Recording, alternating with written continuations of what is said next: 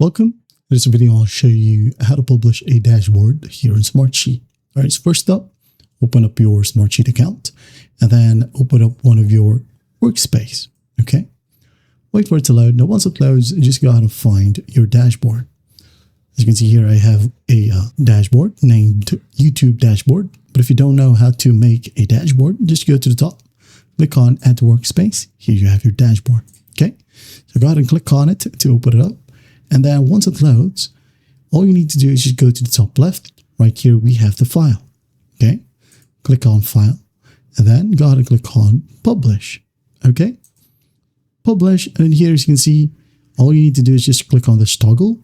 And when you click on this toggle, your dashboard will be published. Also, it will generate a unique URL that anyone can access without logging into Smartsheet. So go ahead and enable this toggle. And as you can see here, I've got an error because I don't have the paid version of Smartsheet. But in your case, if you have paid for the upgraded version, you should be able to see again the URL or URL link of your dashboard. Okay, that's basically it.